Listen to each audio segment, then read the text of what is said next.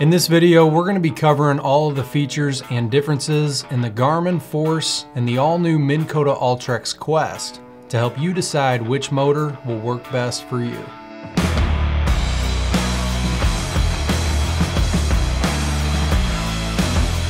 So both of these motors are pretty similar when you look at the basic design and functionality, but when you look at the smaller details, they're quite a bit different. Starting with a couple of the similarities. Both of them are bow-mounted motors with scissor-style mounts that have dual gas springs, making it easy to stow and deploy the motor. Both of them will also come with an extremely quiet and efficient brushless motor that can be ran on 24 or 36 volts. And after having both of them on the water, I didn't really notice a power difference. And for warranty, both will come with a 3-year warranty and a limited lifetime warranty on the shaft. Now for the differences. The Garmin Force is rated for use in both freshwater and saltwater, and the Ultrex Quest is only recommended for freshwater use. For shaft lengths, the Force is available in 2 shaft lengths, 50-inch and 57-inch. The Ultrex Quest is available in 3 shaft lengths, 45-inch, 52-inch, and 60-inch. Both the Force and the Ultrex Quest come with GPS features. Garmin's version of GPS for the Force is called Autopilot, and it will come with your basic features like anchor lock, heading lock, and cruise control, along with wireless chart plotter integration, allowing you to wirelessly connect your Garmin unit to your motor to create routes and follow tracks. The Ultrex Quest will come with Minn Kota's newest version of GPS called Advanced GPS, giving you all of the same basic features like spot lock, autopilot, and cruise control, but with the Ultrex Quest, you'll get some additional GPS boat control options like circle mode, drift mode, and dodge mode. The Ultrex Quest can also be networked to a compatible Humminbird unit for additional features, but will need to be connected through the provided Ethernet cable. Another important aspect is how the trolling motor is controlled. For the foot pedal, the Garmin Force will come with a wireless foot pedal that can be ran from anywhere in the boat off of 2 AA batteries, or hardwired to a 12-volt battery. It provides you with steering, speed, and prop control, along with a couple of extra buttons for anchor lock and heading hold. The Ultrex Quest has a wired foot pedal with adjustable steering cables. This, along with the electric steering motor, give you a closer feel to a standard cable-driven foot pedal.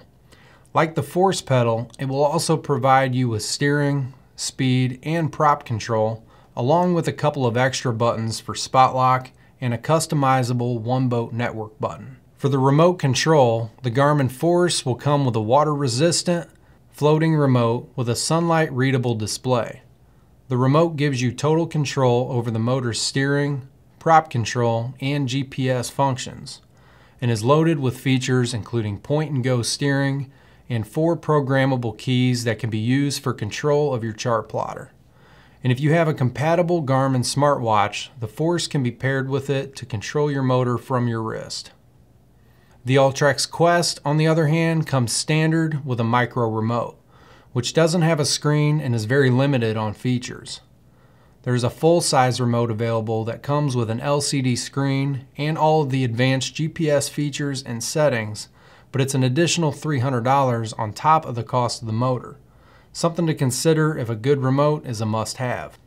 But another thing to point out with the Ultrex Quest, you also have access to the OneBay Network app. This will give you all of your trolling motor and fish finder controls on one app through an Apple or Android device. Now for the built-in sonar. The Force will come standard with a built-in GT54 UHD transducer, which will give you chirp sonar and ultra high-def clear view and side view with compatible Garmin units. On the Ultrex Quest, there's 2 transducer options.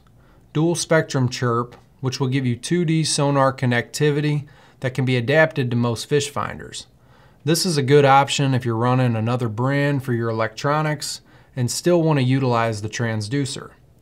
And the second option would be mega down imaging and side imaging, which will connect to compatible Humminbird units. Now for the price. The current price of the Garmin Force ranges from $35.50 to 3650 depending on the shaft length.